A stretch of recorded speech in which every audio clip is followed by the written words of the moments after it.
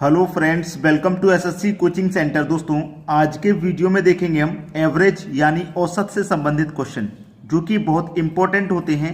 तो चलिए स्टार्ट करते हैं। पहला प्रश्न है 55, 60 और 45 छात्रों के 3 समूहों का औसत अंक क्रमशः 60, 55 और 60 हो तो सभी छात्रों का औसत अंक क्या होगा, ये आपको बताना है। ठीक है, देखिए आपके पास जो 55 छात्र हैं उनका औसत कितना है, 60। जो 55 छात्र हैं उनका औसत आपका 60 है, तो योग कितना हो जाएगा। संख्या का मल्टीप्लाई औसत से करने पर हमेशा योग मिलता है, ये बात आपको मालूम होगी। तो ये 0 लास्ट में आ जाएगा, मैं मल्टीप्लाई करूंगा तो 6 का 5 से करूंगा 30, 30 का 0 कैरी का 3, 6 का 5 से फिर करूंगा 30 और कैरी का 3 33 हो जाएगा। ये इनका योग हो गया। ठीक है, ये इनका योग हो गया। फिर बोला है कि 60 छात्रों का औसत 55 है। कितना, 60 छात्रों का औसत आपका 55 है, तो योग कितना हो जाएगा भाई। अभी हमने 60 का मल्टीप्लाई 55 से किया तो 3300 आया। फिर से 60 का 55 से करेंगे तो फिर से 3300 योग आ जाएगा। ठीक है, फिर क्या है 45 छात्रों का औसत 60 है। जो 45 छात्र हैं उनका औसत कितना है, 60 है, तो इनका योग कितना आ जाएगा, 0 यहां पे आ जाएगा बाद में सबसे। 6 का मल्टीप्लाई 5 से करो 30, 30 का 0 कैरी का 3, 6 का 4 से करो 24, 24 में कैरी का 3 जोड़ देंगे तो 27। ये इनका योग हो गया। तो सभी छात्रों का औसत अंक क्या होगा, सभी छात्रों का औसत, सभी छात्र मिला के कितनी है 55, 60 और 45। सभी छात्रों को जब आप मिला देंगे तो सभी छात्र मिलके हो जाएंगे 160 और सभी छात्रों का योग आप मिला देंगे तो कितना हो जाएगा, सभी छात्रों का योग 0, 0, 3 और 3 6, 6 और 7 13 का 3 कैरी का 1, 3 3 6 और 2 8 और कैरी का 1 9। यानी कि जितने छात्र थे सभी का योग कितना है, इतना। 160 छात्र थे, सभी छात्रों का योग इतना है, लेकिन हमसे औसत पूछ रहा है। तो कैसे निकालते हैं, जो योग होता है संख्या से डिवाइड कर देते हैं, निकल के आ जाएगा। यानी कि योग में संख्या से कर दो डिवाइड, यानी कि 160 से कर दो डिवाइड। 0 से तो ये 0 कट जाएगा, 16 से कटाएंगे, 16 पंजे 80, 5 बार में गया। देखिए 93 में से 80 गया तो बचेगा कितना, 13, 13 में तो जाएगा नहीं। ठीक है, 13 में तो जाएगा नहीं। अब ये 0 को लगा लेंगे, यानी कि 130 हो जाएगा। ठीक है, 13 पंजे 65, वो 16 छिक्के 96, 16 सत्ते 112, 16 अट्ठे 128। ठीक है, 16 अट्ठे 128 तक कटेगा। 128 तक कट गया, 2 बचेगा, नहीं जाएगा, दशमलव लग जाएगा। अब 58 दशमलव देखो किस ऑप्शन में आ रहा है। 58 दशमलव, देखिए एक ही ऑप्शन है जो कि डी में आ रहा है। क्लियर है, ये आपका सही जवाब हो जाएगा। आगे के लिए आप सॉल्व करिए, बिल्कुल जरूरत नहीं है। जब हमारा आंसर यहीं पे मिल गया तो आगे तक सॉल्व करने की जरूरत नहीं है। एक बात बस याद रखनी है, संख्या का मल्टीप्लाई औसत से करेंगे तो योग पता चलता है, और संख्या से योग में डिवाइड करेंगे तो औसत पता चलता है। ये बात आप हमेशा याद रखना। चलिए अब देखेंगे अगला प्रश्न। अगला प्रश्न है 36 छात्रों की औसत आयु 14 वर्ष है। छात्र कितने हैं, 36, इनका औसत कितना है, 14, तो योग कितना हो जाएगा, 36 का मल्टीप्लाई 14 से करने पे योग मालूम हो जाएगा। तो 36 का मल्टीप्लाई 14 से करेंगे तो कितना आ जाएगा, 504 इनका योग हो जाएगा। ठीक है, जब शिक्षक की आयु इसमें शामिल की जाती है। अब देखिए प्रश्न अच्छा हो गया। 36 छात्रों की औसत आयु 14 वर्ष है। जब शिक्षक की आयु इसमें शामिल की जाती है तो औसत आयु में 1 की वृद्धि हो गई। औसत आयु पहले से कितनी थी, 14 वर्ष थी, 1 की वृद्धि होगी तो औसत आयु कितनी हो जाएगी, 15 हो जाएगी। 36 छात्र थे, इसमें शिक्षक को भी हम शामिल कर रहे हैं तो कितना हो जाएंगे भैया, 37 हो जाएंगे। तो अब देखिए संख्या का मल्टीप्लाई अब औसत से कर दो तो 15 सत्ते 15 पंजे 75, 15 छिक्के 90, 15 सत्ते 105, 105 का 5 कैरी का 10, 15 त्रिक का 45, 45 में जोड़ेंगे कैरी का 10 तो हो जाएगा 55। ये इनका योग हो गया।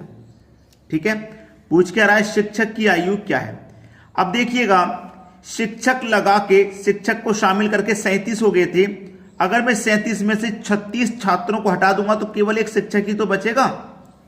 ऐसे ही 37 में से 36 छात्रों का योग घटा दूंगा तो इसमें जो बचेगा वो शिक्षक का ही तो बचेगा। तो 5 में से 4 जाएगा 1, 55 में से 50 जाएगा तो 5, यानी कि जो शिक्षक है उसकी आयु क्या है, 51 वर्ष है। सी ऑप्शन बिल्कुल सही जवाब हो गया। चलिए अब देखेंगे अगला प्रश्न। अगला प्रश्न है ए, बी तथा सी का औसत भार 45 किलो है।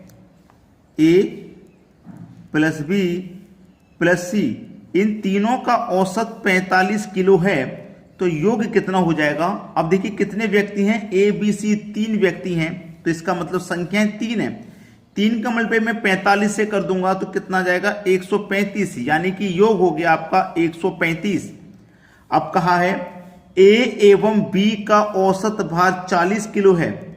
ए प्लस बी का जो औसत भार है वो 40 किलो है, तो इनका योग कितना हो जाएगा। ए और बी दो संख्या है, तो 2 का मल्टीप्लाई 40 से कर दूंगा तो इनका योग 80 हो जाएगा।